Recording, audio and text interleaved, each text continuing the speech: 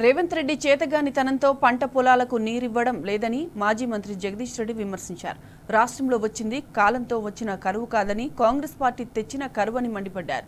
సూర్యాపేట జిల్లా నూతనకల్ మండలంలో ఎండిపోయిన వరి పొలాలను మాజీ ఎమ్మెల్యే గాదర్ కిషోర్తో కలిసి పరిశీలించారు. రైతులకు నీళ్లు అందించాలనే సోయి రేవంత్ సర్కార్కు లేదని జగదీష్ రెడ్డి మండిపడ్డారు.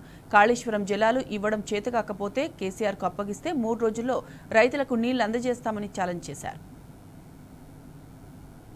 కాంగ్రెస్ పార్టీ బట్టి విక్రమార్క కూడా పాదయాత్ర చేస్తూ ఈ ప్రాంతంలో వచ్చి కేసీఆర్ కాళేశ్వరం నీళ్ళు ఇస్తానని చెప్తున్నాడు. మీకు ఇదంతా అబద్దం, మా ఇంద్రమ్మ గట్టిన ఎస్ఆర్ఎస్పీతోని పోచంపాడు నీళ్ళు తెస్తున్నారు అని చెప్పి మాట్లాడిండు.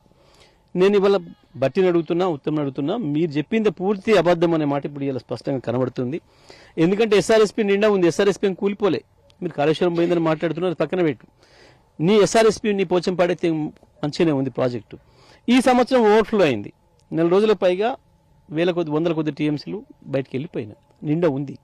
మరి ఎందుకు వస్తలేవు? ఇప్పుడు ఎందుకు ఇస్తలేరు? కావాలని ఉద్దేశపూర్వకంగా ఇవ్వడం లేదా, లేదా మీరు చెప్పింది అబద్ధమా? ఇందులో తేలిపోతుంది స్పష్టంగా. కాళేశ్వరం ద్వారానే మాకు ఈ నీళ్ళు రావాలి, ఈ పొలాలు పచ్చబడాలి అంటే కాళేశ్వరమే మాకు దిక్కు, ఇంకొకటి లేదు. ఇది స్పష్టంగా మనకు కనబడుతుంది. ఆ కాళేశ్వరం కూడా ఇవాళ ఇంటాక్ట్గా ఉంది. ఇవాళ వీళ్ళు కన్నెపల్లి దగ్గర పంప్ హౌస్ ఇట్లా ఆన్ చేస్తే నీళ్లు వేయడానికి ఆ పంప్ హౌస్ సిద్ధంగా ఉంది. సుందిల్ల అన్నారం కూడా బ్రహ్మాండంగా ఉన్నాయి. ఇవాళ కూడా మన నిర్ణయాలు చూస్తున్నాం, శ్రీశైలంలో కావచ్చు, సాగర్లో కావచ్చు సీపేజ్ పోతుంది అనే మాట. సీపేజ్ అనేది ఎప్పటికీ ఉంటుంది. ఏ ప్రాజెక్టుకైనా ప్రపంచం మొత్తంలో కూడా పైన నీళ్లు ఉన్నప్పుడు కిందికి సీపేజ్ రావడం సహజమైన విషయం.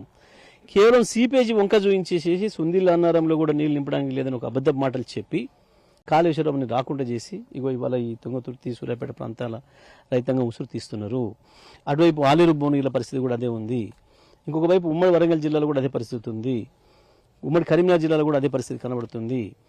వాస్తవానికి కాళేశ్వరాన్ని కట్టిందే కేసీఆర్ ఈ వాతావరణం దృష్టిలో పెట్టుకొని రెండో పంటకు నీళ్ల కొరకు కరువు పరిస్థితి వచ్చినప్పుడు ఎదుర్కోవడం కొరకే కాళేశ్వరాన్ని నిర్మాణం చేసింది.